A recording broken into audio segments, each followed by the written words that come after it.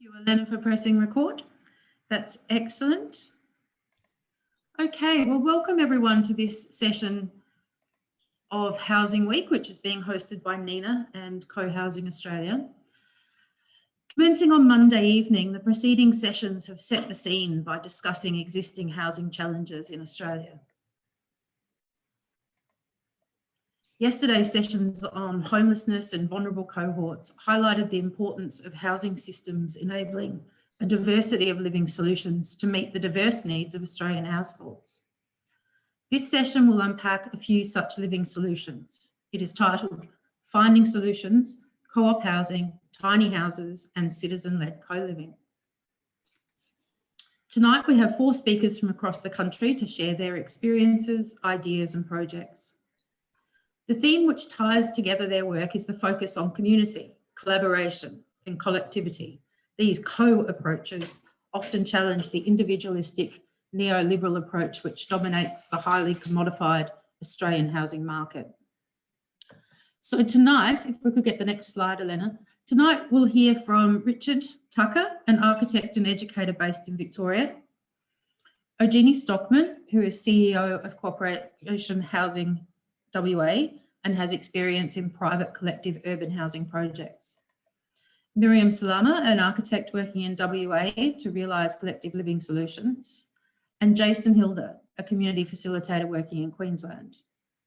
So I'll be facilitating the session tonight. My name is Jasmine Palmer. I'm the National Co-Chair of Co-Housing Australia, a housing researcher, an architect, a past cooperative housing resident and a future co-housing resident.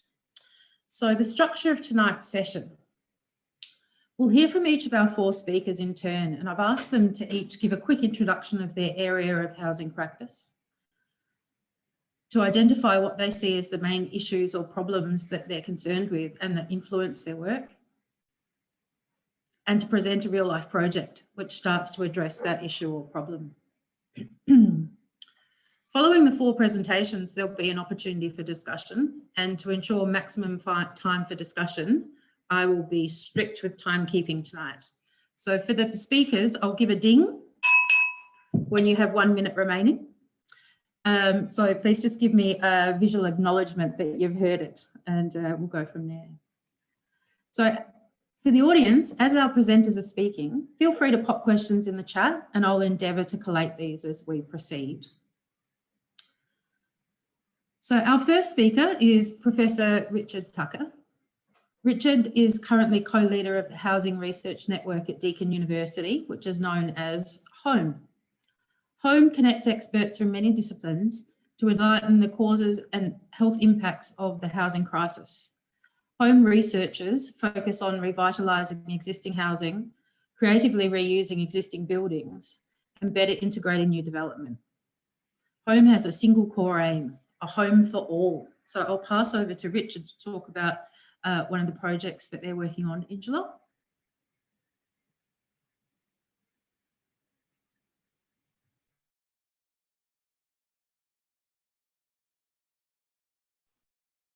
I have to make a donation of a gold coin because I was muted there. Thanks, Jasmine. Elena, if you can just move on to the first slide. The first thing I'll just say is I don't really count myself an architect anymore. I'm more of an academic and researcher now, but was an architect 25 years ago. And the next thing I'll say is that I'm going to give you an 8-minute summary today of a 250-page report that we just submitted 3 days ago, actually. So it's hot off the press. Next slide. In 2018, a group of retirees came to us for help. They are experiencing paying most of their pensions and rent, poor security of tenure, houses not suited to their needs, enforced relocation regularly, negative impacts on their physical and mental health.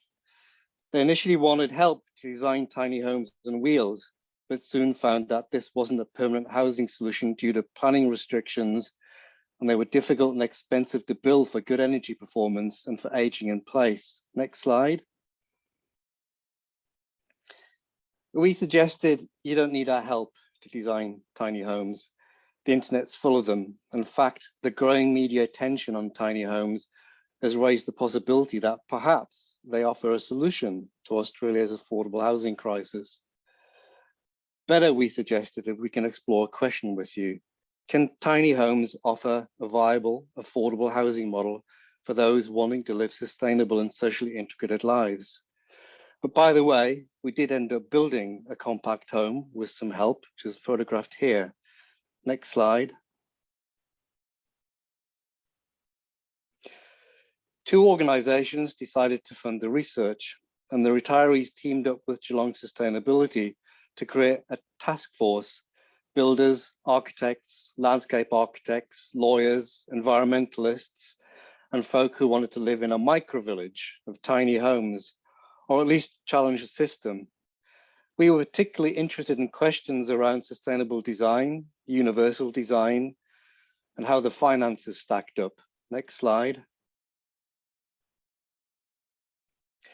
We spoke to 60 participants via focus groups, interviews, and systems thinking workshops from the financial sector, the insurance sector, designers, builders, planners, lawyers, potential residents from the task force and the wider Geelong community, local government, and housing suppliers. Next slide. We compared different options: tiny homes on foundations, on wheels, from 16 to 48 square meters, and 6 to 10-star energy rated. And we did some detailed cost analyses to see how affordable living in a tiny home is. Answer: it's not, because currently building a good quality tiny home costs per square meter 3 times as much as a developer house. And you won't get a 25-year mortgage, and your asset will depreciate if it's not on its own land. So you'd be better off financially buying a 1-bedroom apartment in Geelong if you can afford it. In short, the housing supply system is currently stacked against people downsizing their homes. Next slide. In 2 systems thinking workshops, we try to investigate the systemic obstacles to change and identify actions to overcome these. In the first, on building, planning, and financing, 5 key themes emerged: property market trends, production and construction, financing, regulation and land availability, and social perspectives. Next slide. I don't know whether anyone else has got a strange buzzing. Next slide, please, Elena.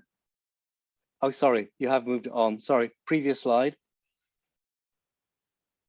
In the second, on community integration, 4 key themes emerged: markets, regulations and the banks, community perceptions and connections, quality and visibility of tiny homes, design, inclusion, and industry. Note that the themes have little to do with each workshop focus.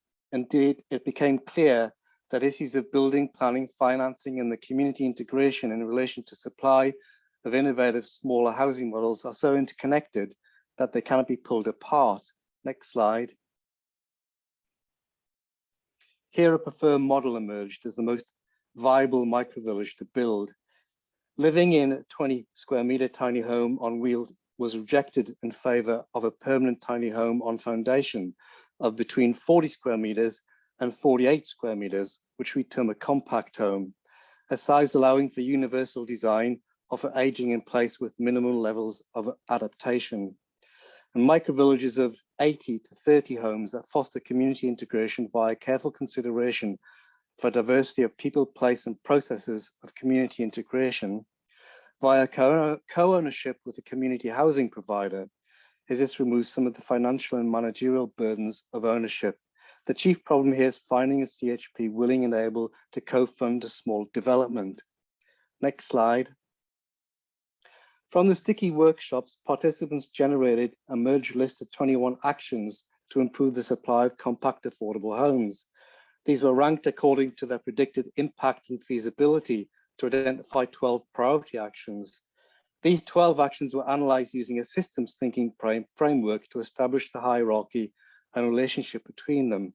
And finally, the viability of the 12 actions was assessed by qualifying them against the published evidence and the findings of our focus groups and interviews. Next slide. I won't read all 12 actions, but they include co-designing exemplar projects with the potential residents and neighbourhood communities, planning regulation change, determining the demand for small homes to stimulate supply, LGA education to reduce resistance and planning applications and alleviate the stigma of small homes, and design work and investigating models other than a village. Next slide. What do we find? Australia is still building the biggest houses in the world. This at a time when 17% of households spend 30% or more of gross income on housing costs, when climate change requires us to significantly reduce our resource consumption. So a radical shift is needed from the housing supply sector to provide for the choice of living in affordable, compact homes of high density, of high quality that are adaptable to all stages of life. Presently, however, tiny and compact homes are not a viable, affordable housing option for those who want to live in homes that minimize consumption of building materials, land and energy, and which integrate and link with community in meaningful ways. Second last slide. The chief obstacle is regulatory barriers. There's a need to review, simplify, and change the regulatory regimes that affect tiny homes so that they are more consistent across Australia. We need to be mindful, though, when doing so, the possible gradual erosion of amenity standards and opening the way for building smaller homes. The next biggest challenge is financial. For smaller homes are relatively expensive to build, often little or likely no return on investment, if not situated on owned land, and finances are unwilling to lend. And final slide, here's the short version of our recommendations. Advance the issue via the co-design of exemplar pilot projects, stakeholder education to shift the long-held attitude towards small homes of builders, financiers, regulators, and the wider community. Planning reform to permit tiny and compact homes to occupy space on appropriate properties. Research to determine actual demand for tiny and compact homes and demonstrate the benefits and demand for well-designed compact homes to reduce costs through volume-driven demand. And finally, remove existing financial barriers and improve accessibility for purchasers and renters on low incomes. I think that's my 8 minutes. You know what, Richard, it's almost exactly on the 8 minutes. Thank you very much for your close timing there. Just one quick question before we move on to the next speaker, and we'll have opportunity for lots of questions later. Could you let us know what sort of, you mentioned that this was prompted by older retirees. Were they predominantly single household people, or was there also, you know, two-person households involved in the project? Yeah, go ahead. The majority were single household.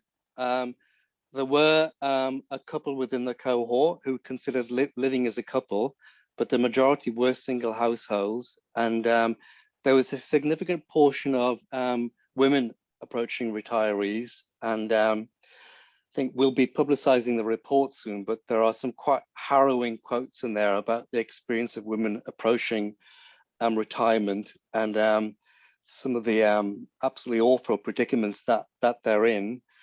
And they saw not tiny homes. I think everyone came to realize that tiny homes really wasn't a permanent solution. I think there is a place for transitional housing, but certainly these women saw that living in a community of compact homes might offer them the type of security that they were so sadly lacking. Great, thank you. Okay, next we're going to hear from Eugenie Stockman. Eugenie is a passionate and innovative driver and creator of community-focused housing. She is driven by concerns around affordability, ecological impact, and social structures, and is active in the International Co-Housing Community Network. Having previously realised collective housing projects in WA, Eugenie is now CEO of a community housing provider and regularly facilitates housing-focused community workshops. So I'll hand over to you and you should be able to share your screen. Perfect. Thanks.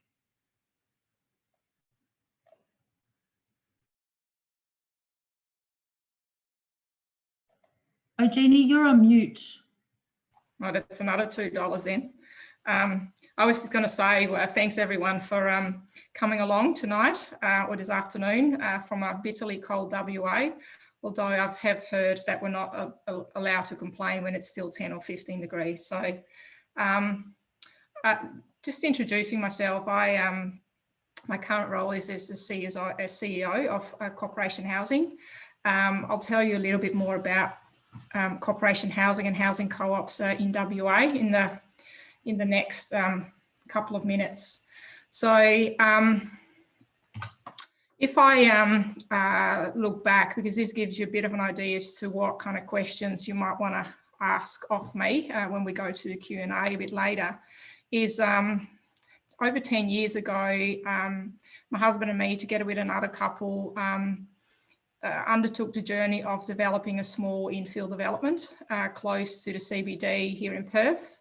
That became one of two multiple award-winning small infill developments.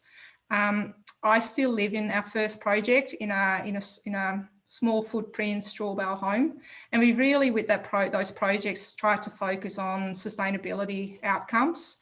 Probably initially very much focused on the sustainability of the built fabric, and probably underestimating too the importance of the social connections if you want to really achieve some long-term sustainability outcomes, just how we live together on these blocks with 4 or 7 families. I've since, about 2-3 years ago, I've undertaken a program with Katie McKemmon from Co-Housing Solutions.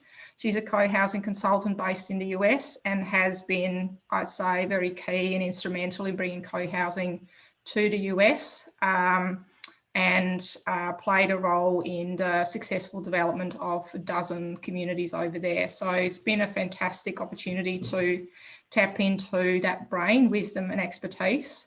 And I'm bringing that to my role with Corporation Housing because I see the existing housing co-ops here in WA being examples of co-housing communities in some way or in some degree. They've all, I think, have been inspired by co-housing principles. So that's a little bit about me. But why housing co-ops? Like, why am I so passionate and so excited and privileged to be in this role working with housing co-ops? A couple of things. I think housing co-ops as community-led organisations generally understand sustainability and probably are not afraid to build and design something that is a bit more dense. I think for cities, that is something that is really important if we want to get more sustainable outcomes. And I think increasingly, when you look at research, it's starting to show us that when you look at the urban context, that co-housing communities and community-led communities tend to perform better on environmental measures than less independent occupants, even if those occupants live in houses that are certified green buildings. So for me, it just demonstrates that we can probably justify making some compromises on the sustainability of the built fabric. Because if you built true co-housing communities, you probably can compensate for that multiple times over. We've got an increasing body of research in the housing co-op sector that really demonstrates the benefits of the model.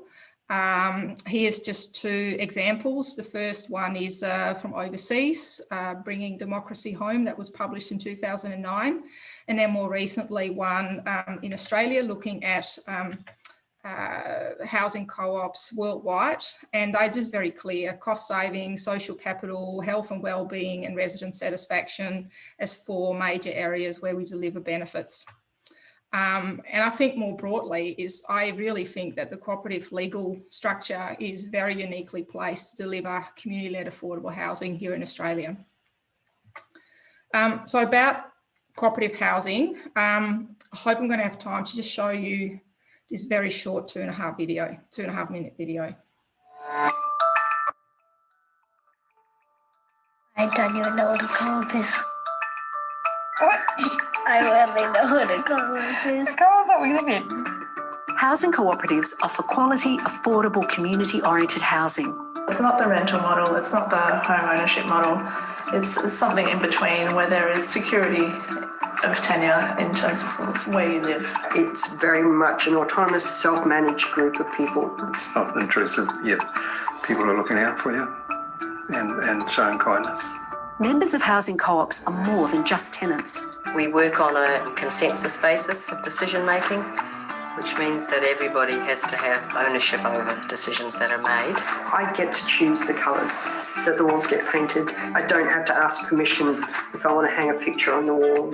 We collect our own rent and we do our own maintenance on our grounds and our houses. We have chair, treasurer, secretary, and so on.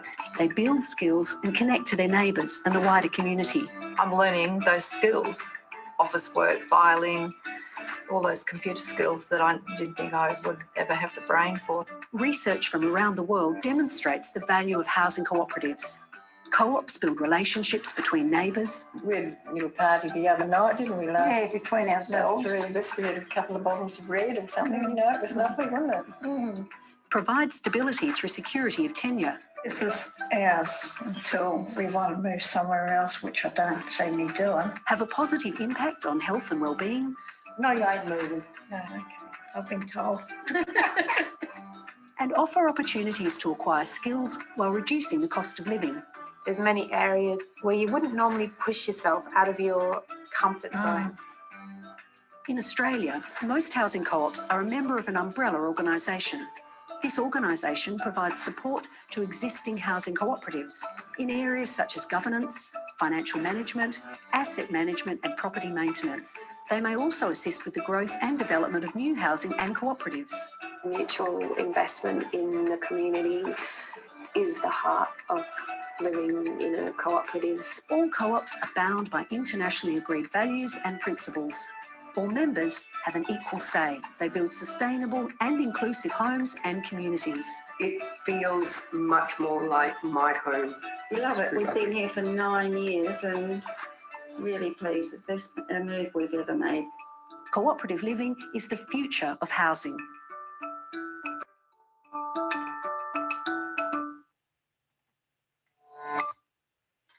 So whether it's the future of housing is maybe a bit of a big statement, but it's good to be ambitious. We've got a number of members and I think what's exciting, they're all very different, very diverse and focusing on different things. If you want to learn a bit more about it, I'd say go to our YouTube channel with some very sweet little videos about each of them. To maybe just finish it off, and I actually think it ties in quite nicely with what you were talking about, Richard, is we recently entered into an option agreement for a significant parcel of land within Witchcliff Eco Village. That's an eco village just to the south of Margaret River, for those that are not from Western Australia. And it's providing us with an opportunity to develop a co-housing community using a cooperative legal structure for people over the age of 55 and people with special needs and disabilities. So jump onto the website, maybe come along to one of our info sessions, because that is something that is our focus for the next 2 to 3 years to pull this out of the ground, which is exciting. Thank you.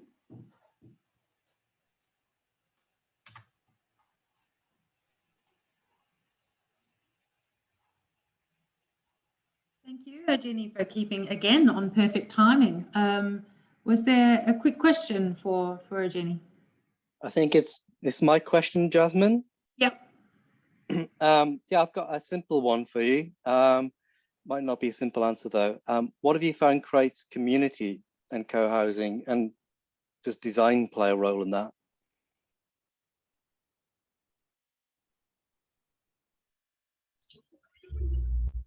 We can't hear you, Eugenie. Yeah, it's indeed a simple question, Richard, but I think the answer is complex, because what you're probably talking about is how do you develop a really cohesive community? What I'm seeing helps, and this is just a number of things, based on my experience, is design helps. I see communities that have good shared facilities. That helps. The way the houses are oriented and towards those shared and community spaces helps. Sharing work between residents, I think, is a really important factor. I think it's focusing on training and education in relation to, building communication skills, building, giving people knowledge and experience about how to, govern their associations and their co-ops well. I don't know, that's just some examples. It's the social side is what is the ongoing investment in living in these communities and doing that well. Great, thank you. So staying in Western Australia for now, we'll hear next from Meriam Salama. Meriam is an architect and entrepreneur with 20 years experience in the architecture and design industries. She's worked as a senior architect roles in practices managing multi-million-dollar residential and institutional projects from design through to construction. Meriam is also founder of Henry Project, a social enterprise that seeks to provide affordable homes through shared ownership. It provides opportunities for multiple parties to share ownership of a single title, living independently, but with some communal facilities. So I'll hand over to Meriam, and again, you should be able to share your screen, I hope. Yep. Can you guys see it? Yep. Great. Thank you, Jasmine. Just to let you know, I probably won't be sticking exactly to 8 minutes. It might be more like 8.5, just to let you know. Well, thank you for the introduction, and thank you all for the opportunity to be here and to share some of my work and ideas. I'm a registered and practicing architect. I founded the Henry Project in 2016 to address some real pressing problems with the housing market around affordability and social isolation. I work across 3 areas of design. Firstly, a housing model called Under One Roof, which allows multiple households to share use or ownership of a single title, where each household would have their own independent spaces, as well as shared spaces where they can come together. Secondly, in residential design, with a focus on design for multiple households across 1 or more titles. And lastly, a street initiative called Reimagine Your Street, which creates public spaces for street neighbours to share. And the basic premise of my work is, as it says on the slide, living together can equate to living better. So it can provide us with better social connection and better affordability, and because of that, a better quality of life. And the idea that I'd like to offer today is that there are many, many different degrees of living together. So this can range from the sort of communities that we've seen, the intentional communities where there's lots of daily interaction, to a community of street neighbours, for example, whose interaction is more incidental. So all these different models can provide the social interaction that is so crucial to our well-being. And I'll just take you through a few projects now to demonstrate what I mean by degrees of living together. This first project is a 2-unit development. There was an existing small bungalow located centrally on the site, which we retained and then added to quite extensively to create 2 entirely independent units. So the owners intend to live in 1 unit and to sell the other unit. So living together in this project is essentially limited to the idea that the owner is keen to find a buyer whom they can get along with. They've got excellent relationships with their current neighbours, and that kind of informed the relationships they want to have in the future. So this idea of living together is a very light one, but I wouldn't discount it. Having a friendly and like-minded adjacent neighbour whom you wouldn't mind running into on a regular basis and sharing daily moments with does add to the quality of life they were planning for. I wanted to share this project also to explain what the value of the design process is. So when we started this project, the owner was mostly interested in a small renovation to the existing house. But through a very deliberate and thorough process, we explored many options, and through drawing and discussion, the owner came to realise that it was actually a better use of their asset to get 2 titles out of the current site rather than just a single title. So that's a very different outcome from the assumption of where we started. And it demonstrates that the value of the design process is in its use as a decision-making process. So design is not just about the product, that is the buildings, but it is in fact a service. And what makes this relevant when we are dealing with complex sites or with multiple households is that we don't have to have all the answers to begin. The owners don't have to have all the answers or feel burdened to know the outcome before we start. That is the purpose of the design process, to find a custom solution that can answer the needs of a community and group. This next project is a proposal for the state government's Hilton Revitalisation project, which was run a couple of years ago now. And the state government had 7 sites across a suburb called Hilton, which were marked for development as battle axe sites for the provision of social housing. And this proposal offered the idea that social housing could be the catalyst for greater social connection across the entire neighbourhood, offering opportunities to improve not only the life of the residents who get to live there, but indeed the broader community. So rather than designing separate battle axe sites, I propose that adjacent sites be connected by a green laneway corridor at the rear, and that each dwelling have a neighbourhood space off this laneway that could be opened to neighbours at selected times. So each block had a neighbourhood space in addition to 2 two-bedroom units. You can see on this site plan, it shows the 4 adjacent blocks. At the back here is the laneway with the neighbourhood spaces on each site, and these are the existing houses at the front. This is just a slightly different view, which shows the neighbourhood spaces, its connection to the laneway and the driveway, that it's easily accessible from there. And the neighbourhood spaces are all connected via a green laneway that runs at the back of the properties. The neighbourhood spaces don't impinge on the privacy and independence of the residential units. And they could include such spaces as a drop-in centre, toy library and playground, a co-working space or artist studio, and a common dining room. So these facilities could be available to the entire community. And what this proposal sought to show is that it is possible to introduce some spaces into a block, which can be opened at certain times and by invitation to the wider community, while still affording residents their own private and independent spaces. And lastly, I'll just share my street project called Reimagine Your Street, which builds on this idea that we can use common neighbourhood spaces to build a community of connected street neighbours. It's a short 2-minute video, Jasmine.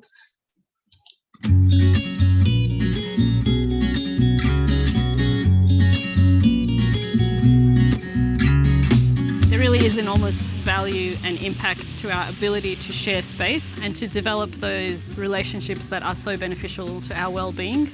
The impact has been phenomenal. It's been far in excess of what we anticipated. People offer, you know, I'm going to the beach, my kids are playing over the road, and people turn up. It's just been wonderful. I felt so happy to finally live on a street where people wanted to be friendly neighbours, and since then all of the relationships have grown so much. I think it's the first time I have feel like a community in Australia. I think it was great for the whole street, because it brought us more together. We were working together, and you get to know the neighbours a bit differently. You feel really safe and happy to live here. It's a nice ownership feeling, so we all support each other, and it's a safer feeling as well. The atmosphere in the street has completely changed, and the relationships between everyone has changed, and it's amazing. So we've had fantastic participation from the community in putting a community garden in. The men's shed have been involved in helping us build a mini library, and we've had the community paint it. We've had a lot of hard work involved in putting up a new pergola, so we're going to have shade, and planting fruit trees. So I think we've really made the park a place that a lot of people want to come to visit. I think we all like the idea of community, but you need a place like this to all come together. For us, it's the closeness. It's a good central point. You never know who you're going to bump into up here and have a chat with. It's people getting to know their neighbours that creates safe and inclusive communities, and I think that's the most valuable thing that the creation of this pocket park has done. So the main message out of this initiative is to encourage everybody to consider how they might share space, whether that's on a street level or even individually on a household level, how we might share spaces between multiple parties. Thank you. I'll leave it at that.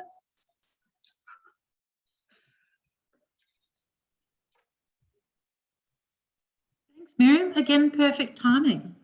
I think we have a quick question for you. We do. Miriam, there's what I see is there's 3 kind of streams or areas to your work, and just wondering what model you think is most successful or works best. Thank you, Eugenie. That's an excellent question. I think the under one roof model, which is about multiple households sharing use and ownership of a single title, is actually a very practical way to make better use of underutilised property. I've found, however, that it requires people to make quite a big adjustment to the way that they are accustomed to living. So I think as more people come to the awareness that we can't continue living the way that we have, models like this will become more prevalent. But I think more immediately, street-based projects which give people the opportunity to share space whilst also maintaining their own privacy and independence does offer a way that's quite easy to instigate, and also is not too far removed from the way people are used to living, and does still offer those same benefits of social connection and giving people opportunities to interact.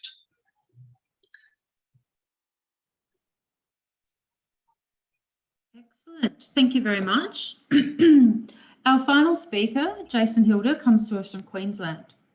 With a background in the natural sciences, Jason now focuses his attention on intentional community living arrangements and collaborative ventures such as eco-villages, co-housing communities and communal households. Jason is actively involved in the Global Eco-Village Network. So I'll just hand over to you, Jason, and Elena, could you set Jason as a co-host so he can share his screen if he chooses? Thank you, Jasmine, and thank you for the introduction. Thank you, everybody, for coming tonight. And I'd like to thank the 3 speakers before me. It's painted a really great picture, and I hope I can add to that picture in equal standing with you 3. So I'm just going to share.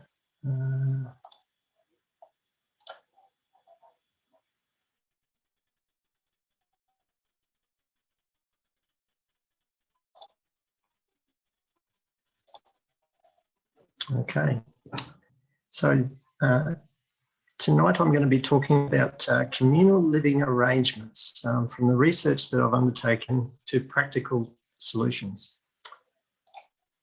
But before doing so, I would like to acknowledge the country from which I televise from, the people, the Kabi and the Jinnabara Nation.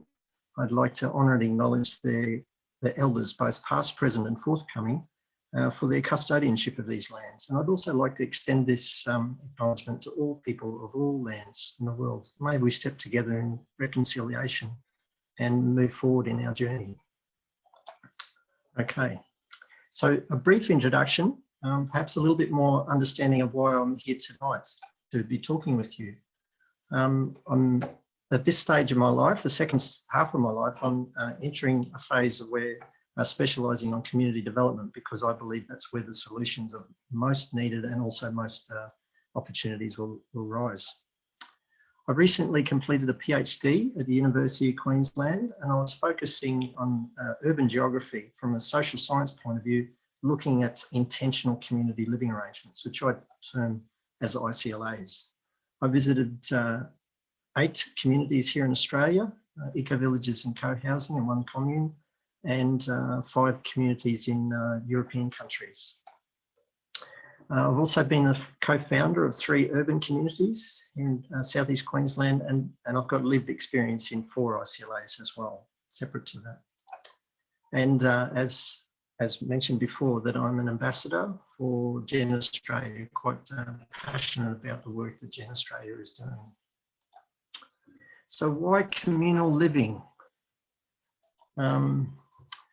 In a previous chapter of life, I was asking questions about the future and the present and looking at the state of the planet. And I was realising that with my wife and I, we got pregnant, and I asked questions about what I wanted to see for the children that come after me. what their world is going to look like. That searching led me to Finton Foundation in Scotland, and that was a significant life-changing moment for me. Since that time, I've been undertaking continual personal research and then most recently culminating in a PhD. These two wonderful people, my children, Gabriella on the left and Eugenie on the right, their future and the future of all children is what inspires me to continue researching and sharing about community. So, looking at the, tonight I'm going to talk briefly about what the PhD introduced and a couple of key points of concern and then solutions. So during the PhD, I developed a categorisation of community living arrangements in Australia with particular focus upon ICLAs. I brought to the table an exciting finding that 5 million people, that's a fifth of Australia's population, currently reside in communal living arrangements of some form, and ICLAs are a subset of that. Bearing in mind that figure is in the existing housing stock that is not necessarily designed for communal living arrangements. And I also developed a characterisation of ICLA characteristics that enable sustainable community outcomes. So identifying what things made communities sustainable and how these can be applied to mainstream housing developments. So that figure I mentioned before, 5 million people, let's now talk about, or delve into the data. This is from the Australian Bureau of Census, Bureau of Statistics, the census data, 3 different enumerations. I separated non-communal living arrangements, so that was single family only and lone person households as non-communal, and all other types as communal. And what I found is that there was a significant decrease over the 3 enumerations of the proportion of people living non-communally and a corresponding increase. Now we're about to have another enumeration. We're going to have a census again in later this year, and I'm expecting this trend to continue, but how much, it'll be interesting to see. I also undertook analysis of the ecological, social and economic characteristics. And from that, I found that social aspects were by far the most important part of the communities. When I looked at, compared Australia to European, this is a lot of data in this one, so I'll go through it quite quickly. Basically, what I found is that there was a number of social characteristics that made communities work. And they were communication methods, conflict resolution processes, membership processes, meetings and decision-making processes, and agreements and guidelines.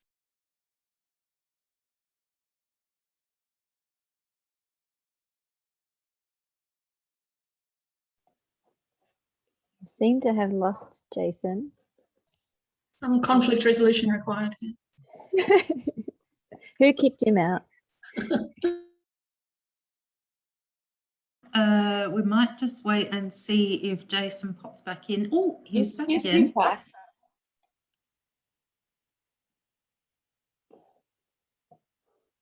Jason, are you with us again? You're on mute, Jason.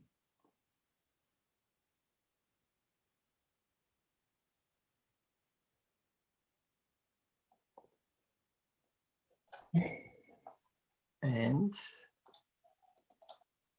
we have Jason back. Let's go again. Yeah, okay. Excellent. Thanks.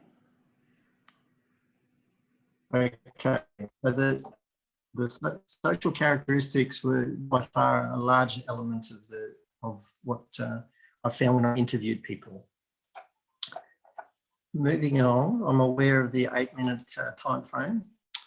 I'm sharing this slide. As I mentioned before, I'm involved with the Global Eco Village Network, and that organisation has a number of really great tools to draw upon. And this is one that I reflect on a lot. It's the integral approach, the map of regeneration that looks at ecology, social, cultural and economic aspects in any design.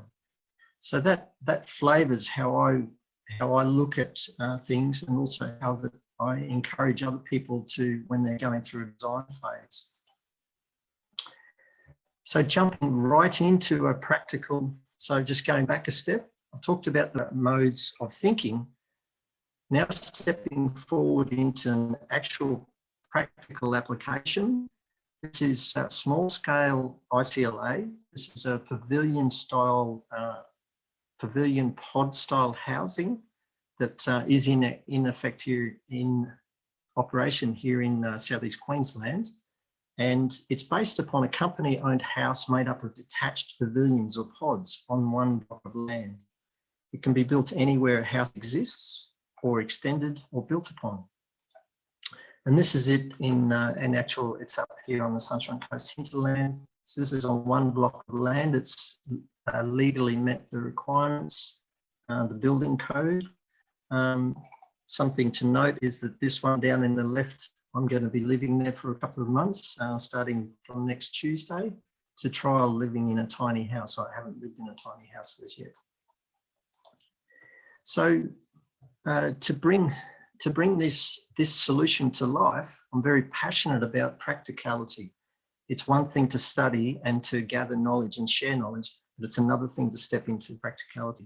I believe that there's, with that growing proportion of the Australian population needing to live more communally, I think the small scale is something that we could look more into. And Meriam, I was really impressed by what you shared before about in one household. I think that's from the Henry Project. That's wonderful. Very soon, on the 1st of July, myself and Malcolm Holtz from Mullany Planning and Darren Finlay and Rowan Blizzard from Innovation House are using a holistic process that enables a group of 3 or more people to create their own small-scale intentional community living arrangement.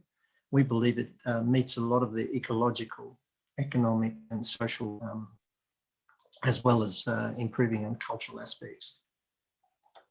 And that's planned to, we're very excited about it because we've put a lot of time into it. And I've got to say, you Western Australian people and people from down south, you got it together. Here in Queensland, we're a little slow on the uptake, but we're getting there. The momentum is growing. It's really great to see.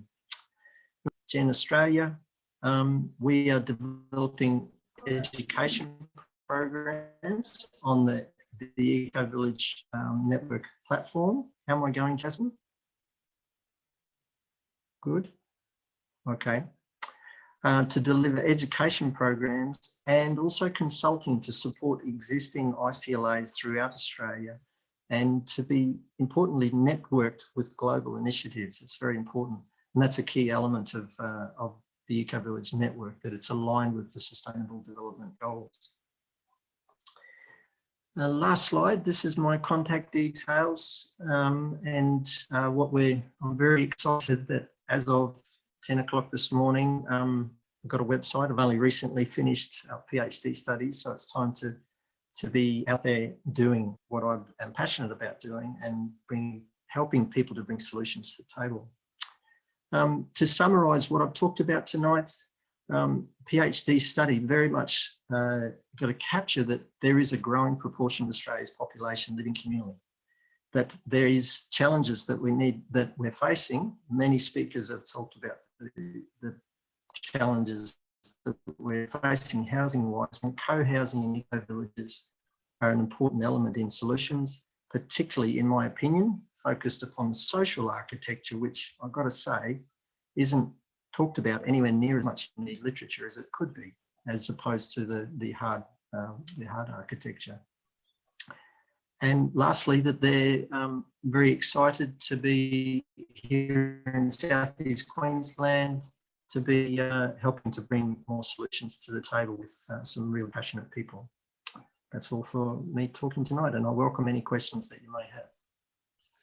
Thanks, Jason. I'll throw one question at you. Most people would, in the mainstream market, would consider it a very challenging thing to live communally. What do you see as needing to change more broadly for this to happen more often? And do you think it would be a dramatic change or something like a COVID scenario, or something that could happen incrementally? Yes, very good point. That it is a challenge. When I looked at the Australian mindset to the European mindset, it certainly was a lot more normal for people to be living collectively, cooperatively, collaboratively, in multiple different types of living more closely together and getting on with each other. The Australian mindset, I haven't quite got my finger on exactly why that is, but I think it's got to do with our lording over a piece of land that has, so we, I'm going to have my land and my house, and there's an I or a my in there. I believe that there's necessity is forcing it, probably affordability, social dysfunction too. People are needing to connect with each other, but I think the housing affordability issue is the major driver. To bring it about more effectively, I think education, and education of, or one of the things I'm very, very passionate about is sociocracy and making decisions together, non-violent communication, compassionate communication, all these social skills that we may have lost, or we may have been so busy during previous decades in just living that we've forgotten how to get on with our neighbour. One thing, the Brisbane City Council, I approached them about gaining some data once, and they shared with me an exciting, or for me it was exciting seeing it. One of their biggest challenges was trees hanging over fences. They had litigation issues that were years long. And I think if we could get on with each other, and just a simple thing like trees leaning over a boundary, or sharing vegetables over the fence, or caring for the elderly neighbour, or caring for the kids next door, like what was in, who was the lady, Eugenie's presentation. Yes, that's my answer. Great, well, thank you. And that was a great question, but we also have many questions coming in through the chat, as some of you will have seen. So we'll spend the rest of the time kind of navigating through those and hopefully having a bit of an open discussion. I'll pull out some of those questions and ask them. I'll also invite some people to bring themselves off mute and ask questions themselves. And in the meantime, if you have a question you'd like to ask, please do continue to post them in the chat. Please don't use the hand raising function because it's too difficult to keep a track of who put their hand up when. So please just put a note in the chat if you'd like to ask a question. We had a couple of questions. It's straight into the practical stuff, but we did have a couple of questions around energy efficiency from more than one person. And these were directed at Richard from the tiny house side and to Meriam. So they were about, you know, the increased efficiency of sharing walls, Richard, and, you know, what's the rationale of having freestanding dwellings when is there, had you looked at the possibility of sharing walls? And then to Meriam, it was about in the project you showed of refitting an existing dwelling, about that issue of upgrading to what sort of standards do you bring those buildings up to when you're refurbishing them? So would Meriam or Richard like to take one of those? Richard, shall I go? I can talk about the energy efficiency question. It's certainly possible at the moment to live in a compact home with shared walls, and I did so a couple of years ago. It was called an apartment, and they're incredibly thermally efficient. In fact, I never turned my heater on for 2 years because you just get the warmth from all the rest of the apartments.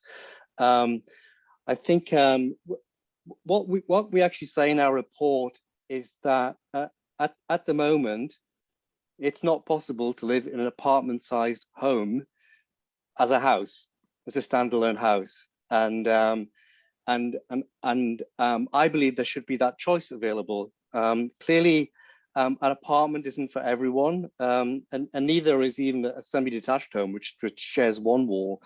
The Australian dream seems to be a home on a piece of land, no matter how small or large that piece of land is, And I think that model should be available. But of course, the most energy efficient compact home is in fact an apartment with a really highly efficient front facade or front and back facade if you've got two facades.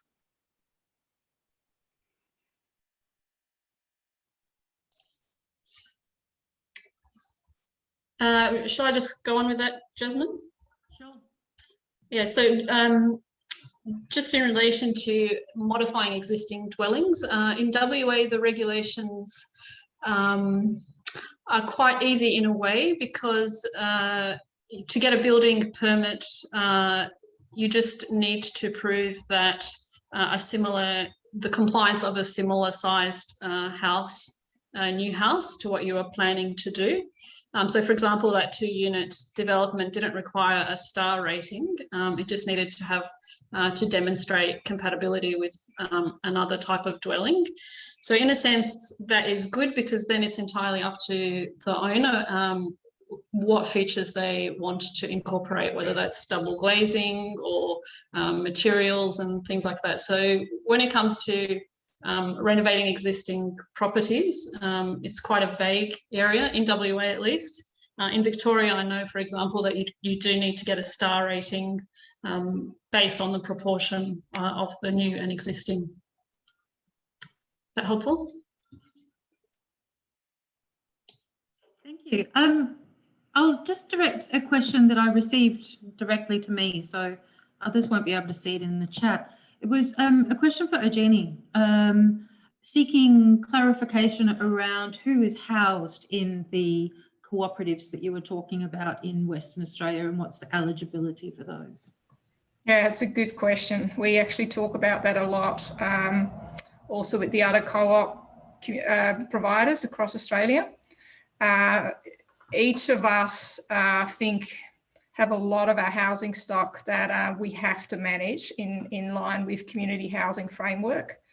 And what that means is that it's predominantly housing for those on low and middle incomes. And that's purely because the housing was originally fully or sometimes partly funded by government. Each state has different requirements for community housing. In Western Australia, unfortunately, there is the requirement to continue to prove and provide evidence that you remain eligible for community housing. And that does mean that if you start earning or have assets over certain amounts, then we need to start a transition process. I know in Victoria, that's quite different. So Victoria doesn't have that requirement for ongoing eligibility. That means that you might be starting to pay market rent, but you actually have real security of tenure. So yeah, this is something that just needs to be dealt with state by state. At the moment in Western Australia, all our cooperative housing stock is government funded, so falls under that framework, but I do see real opportunities for to develop housing too under the cooperative model that is outside of the community housing framework, so that we can provide that better security of tenure. And that links together with the question that Ben posted on the chat. Ben, did you want to jump in with your question that was relative to co-op experiences in Victoria, I think? Yeah, sure. So it kind of follows on from your response, Eugenie. So one of the issues in Victoria for a number of co-ops is that the predominant group of people who are housed come from the Victorian Housing Registrar, which is effectively the public housing waiting list. And so those people are in great need of housing rather than attracted to a kind of cooperative model. And that potentially has some ramifications from a participation perspective. So I'm just kind of keen to hear others' examples or experiences around managing that on a kind of practical level, but also potentially some solutions about how we can kind of mould that for it to be seen as more of a positive. It's a great question, and it often comes up in discussions that I have with our housing co-op members. Again, we are very restricted in relation to who can move into vacant properties, and it is again because of our responsibilities and obligations under the community housing framework. There are ways and means to increase our ability to maybe offer housing for people on slightly, higher incomes that still, fit within that framework. But again, it all depends on state by state. Our co-ops do go through a selection process, so they tend to have a waiting list and have still got the possibility to go through a selection process. So some might require you to attend a certain number of meetings or go through an induction process. But yeah, unfortunately, our hands are a little bit tight. If we can start, when we really start developing more cooperative housing outside of that framework funded by government, then I think we can really offer, more opportunities. And that's where, if you look globally, the cooperative housing sector is very diverse and very different.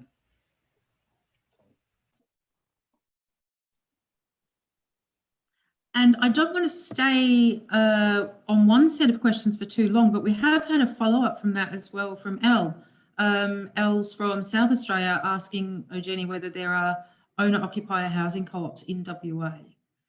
I know you're working on this area as well.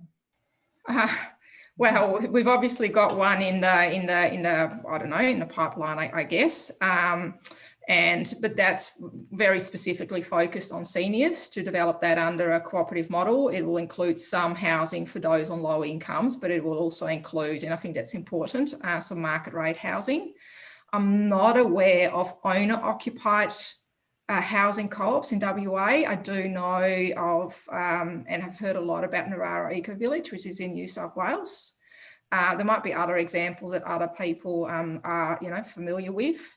One of the interesting facts maybe is that actually a lot of the housing co-ops here in WA are incorporated under the Associations Act and not under the Co-ops Act, and that is due to for historic reasons.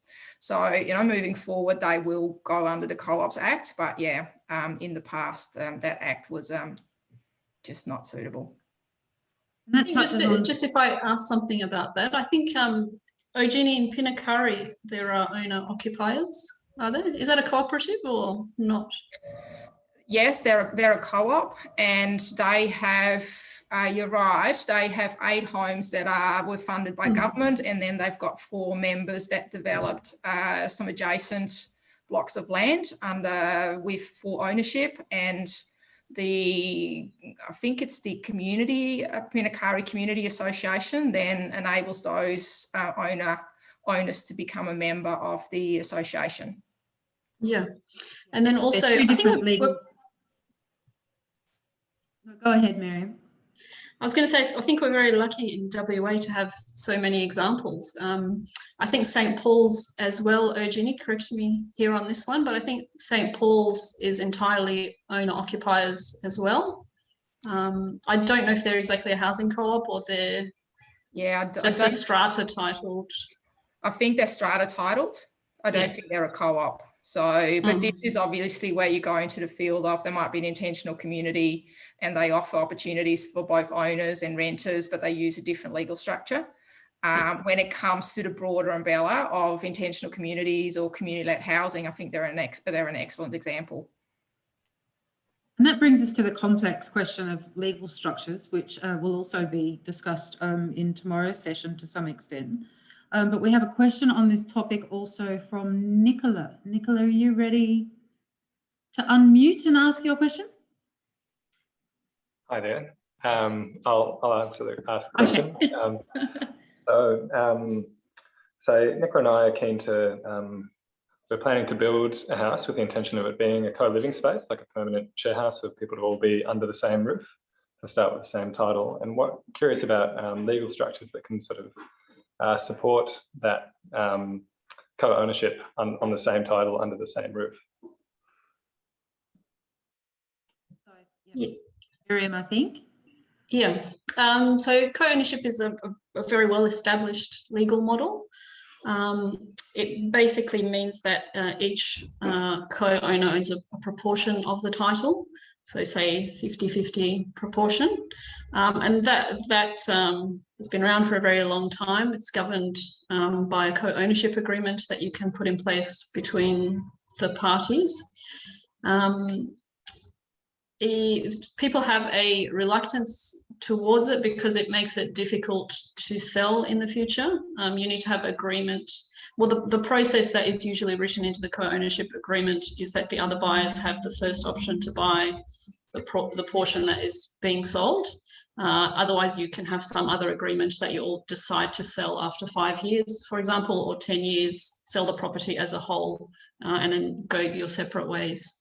But it's been around for, like, it's a very well established model. You can research it if you're interested. I can give you the details of lawyers who deal exclusively in that scenario. Is that how the Henry project is structured, under tenants in common? Yeah, so when I talk to people about multiple households under the one roof, it's usually considering a co-ownership model if shared ownership is required. But what I find is that people are generally more comfortable with the idea that there is still just one owner, and then the other people are tenants to that one owner. So sure. And I guess just a follow-up question about the idea of a trust as a structure which people can buy into, and then that being the sort of the entitlement to living at the place, and any benefits of that structure if you've had any experience. Yeah, I think I did explore that very early on. Just trying to remember the reason that I discarded it. I think it had to do with taxation and things like that. But you might need to get some other advice about that. I'm not very sure. Biggest challenge there is around taxation, but also convincing banks to finance. I mean, there's lots of different legal structures you can go into if you have capital. But if you need to get a mortgage, there's lots and lots of limitations placed on you based on anything that's slightly out of the ordinary. I'm going to move through to another question, which is sort of heading, or really, maybe I'll ask Richard to start on this one, but I think it addresses everybody, which is around, you mentioned regulatory barriers, noting that there were, you know, to enable the village of tiny houses to occur, we needed to address some regulatory barriers. And we've raised the fact, I think, with all the other models that people are talking about, that equally there's regulatory barriers to all the different types of housing that we're discussing tonight. So I wonder if we might go through all the presenters and get your impression of what are the main regulatory barriers and what do we need to change? Yeah, I'm happy to start with that one. I think one of the major problems that we found is that regulatory barriers, certainly in terms of not so much construction and building, but planning, are so inconsistent across the states and between councils. And different councils might have different interpretations and also might have different attitudes to different types of developments. So that was the key problem. And also that the notion of a tiny home or a small home isn't recognized as something different within planning regulations. So at the moment, they are regulated by the same set of principles and rules as a normal size home. And what we recommend is that there should be some recognition of difference.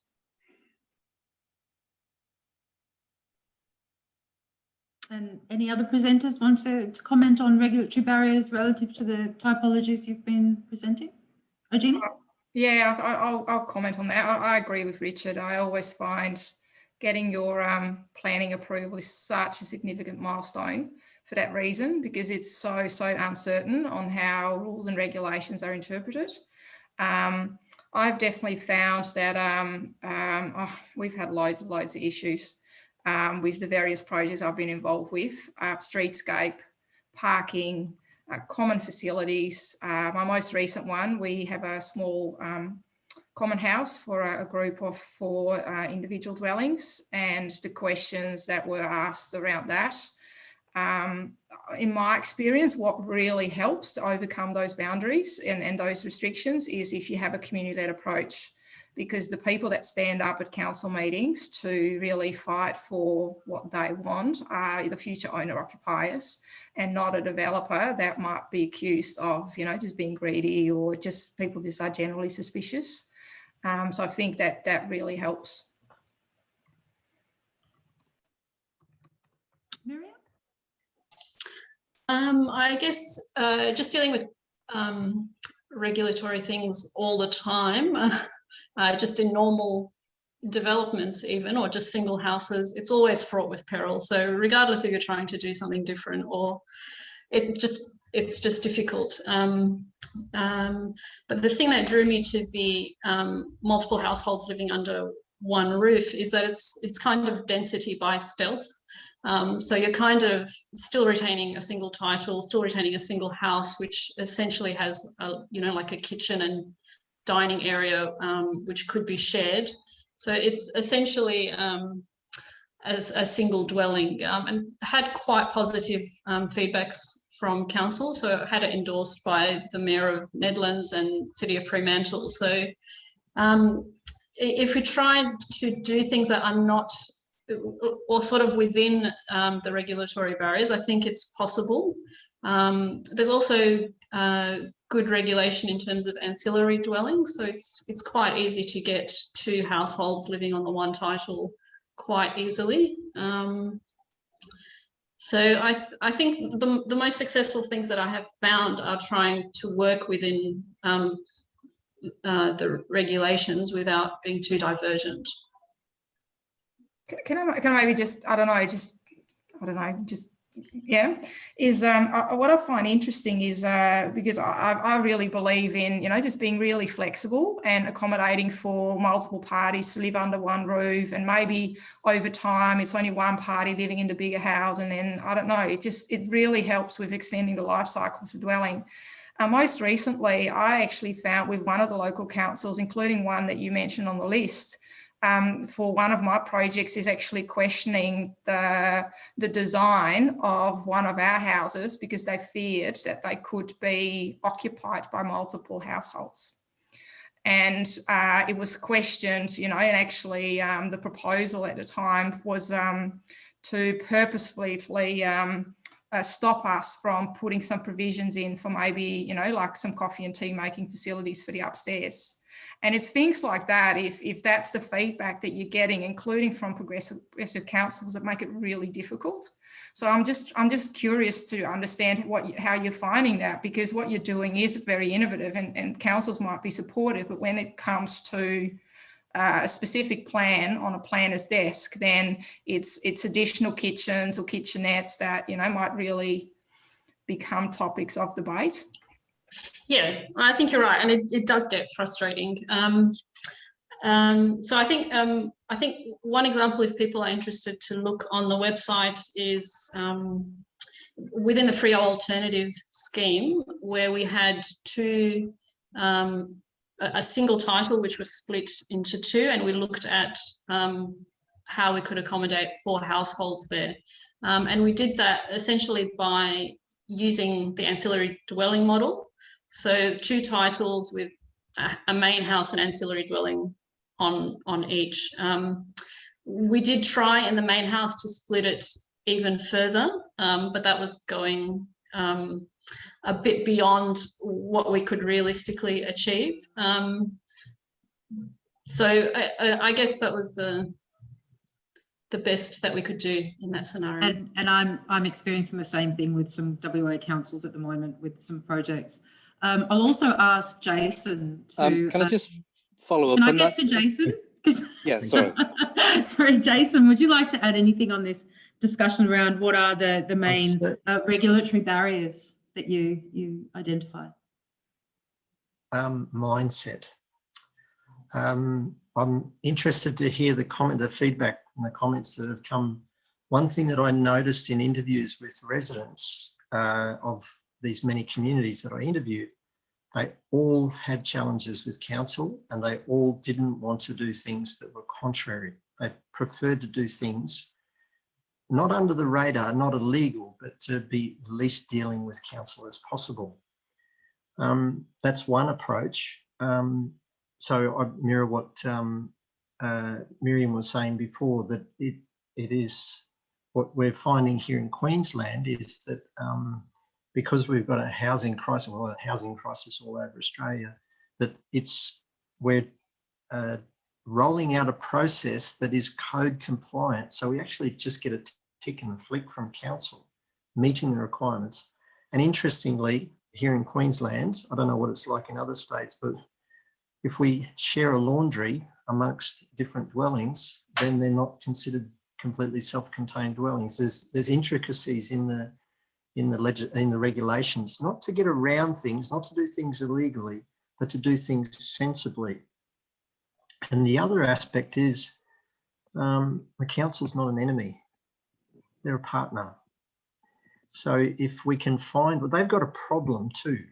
They need to house more people in council areas, not in council areas, but in regional areas. So if we go with positive solutions and say, hey, we've got something great here and it meets this, this and this requirement, and we've got a challenge with the regulations, can we partner together to do it? That's my suggestion. And I just wanted to highlight the picture that I had up before that was totally code compliant. It's 4 separate, not dwellings, but pod style homes under one household, even though they're separated by gaps. I don't know how that would be in other states, but it's legal here in Queensland. And my colleague, Malcolm Holtz, is the planner. I defer to his expertise in it, but it is possible here in Queensland. Okay, thank you for that. We've got a couple more questions that actually came up early that I'm still trying to tick off my list. One is or a comment or question about the street project you presented, Meriam, coming from Jane Toner. Jane, are you there? Oh, yeah, I think my question was already answered. It was about shed walls. Oh, okay. Did you have anything else you wanted to ask while you're off mute? No, I'm fine, thank you. Okay. And the other one was from Dan. Dan was asking a question about how do a bunch of people get together, buy a block of land and build? Well, is Dan still with us? Yeah. Yep. Did you want to ask that question, Dan, or shall we hand over to Jason and maybe Eugenie for an answer? Dan might not be with us. Straight to Jason. Do you have an answer for Dan? Yes. Most importantly, right from the beginning, philosophy. And I'm not talking about the philosophy of a religion, but what's the why? Why do people want to get together and share whatever they're going to share, how they're going to interact, things like this? Why are they doing that? To spend a bit of time doing that right at the beginning over a cup of tea, a few shared meals, a retreat, whatever it is, but really delve into that why long before talking about looking for a block of land or are we vegetarian or are we, do we have drugs? We don't have drugs, all those sorts of things, they can come later. And then later is the talking with architects and talking with the estate agents to find land. Really, really important to delve into that why. And my experience, what I'm noticing, a lot of people have a lot of passion to come together to want to do something with friends or neighbours or whatever, but haven't really spent that time on the why. And that is where there's a potential for things to fall apart sometime down the track, because it's hard work. It's hard work to go through. I'm sure you agree with that, Eugenie. It's hard work to go through this process of building community. So it's in the why, that philosophy. What's the reason you're coming together? Can I add to this, Jasmine? Yes, please do. Please do. I think that's exactly the position I was in just over 10 years ago, that my husband and I wanted to do something with other people. And I was like, how on earth do we do this? For me, what's really important is put your money where your mouth is. I acknowledge what Jason's saying, and I think that why and having a very strong vision is important, because it's going to guide your decision making over the years to come while you realise the project.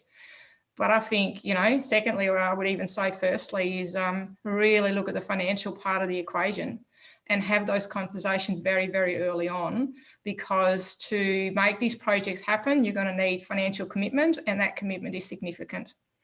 So, and the reason I'm saying that is, yes, you can partner with, other developers or, a community housing provider, but ultimately that other party wants you to have skin in the game, because that shows how serious you are. And I think that is probably one of the main reasons that we managed to pull off successfully a couple of projects here, is that's exactly what we do. We've invest what we have, and like my husband and me, to realise our first project and our dream home was, we sold the house that we owned. We moved into the shittiest rental you can imagine and lived there for 3 years. So sometimes you really got to, do what it takes.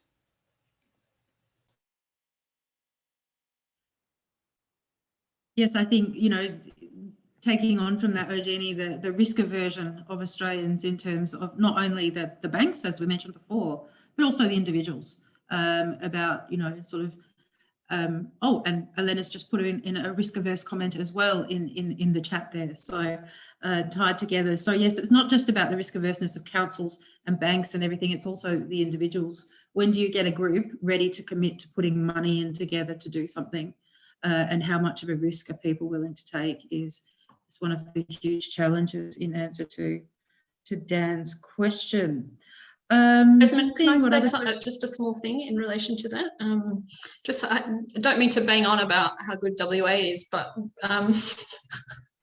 just the learning from most of the co-housing developments here is that it really takes a single committed driver to get a project off the ground. Like, for example, if you look at St. Paul's or most of the others, Pinacurry, there's been one person who's been committed from day one and been pushing it through and purchased. For example, St. Paul's, one party actually purchased the land and pushed everybody else to get it done. So somebody's got to be committed, as Eugenie was saying, and have some skin in the game. We've just had another question comment from Shelley about wanting to set up a project with some others and receiving anger and horror from the neighbours about having a tiny house on wheels project.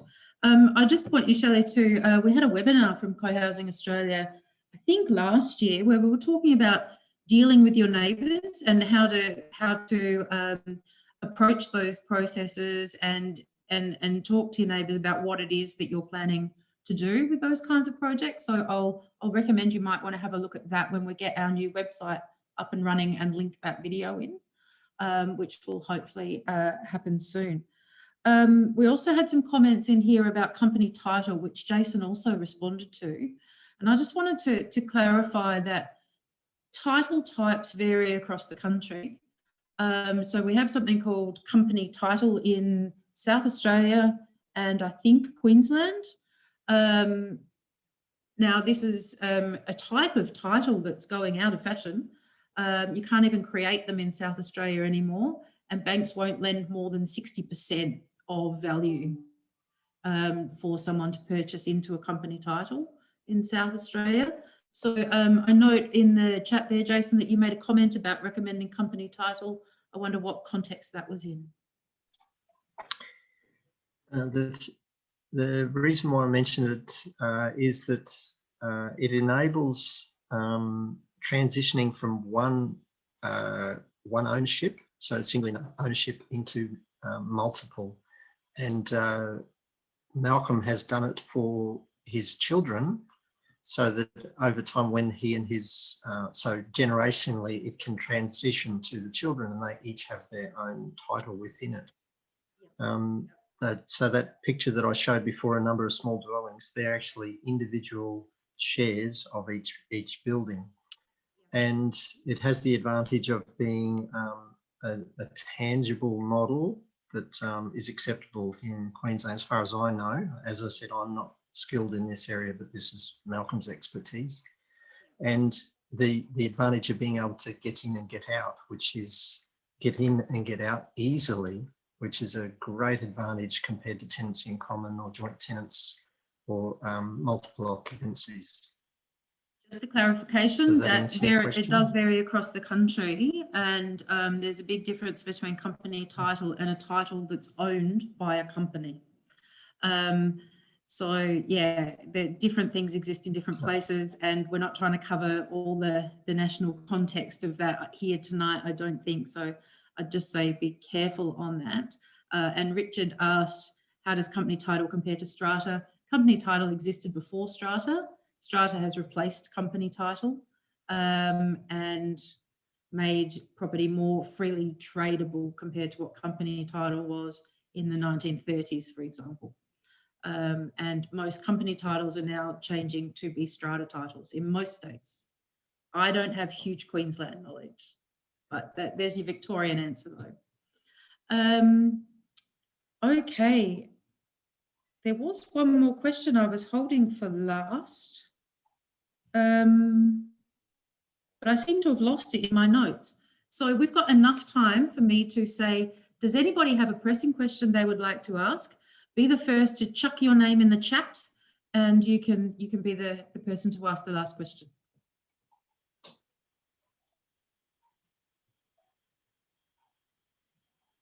I don't see anybody typing, and I don't see questions appearing. I'd like to ask a question of Jason. Great, please go ahead, Shelley. Jason, I did send you a message about this, but you obviously didn't see it.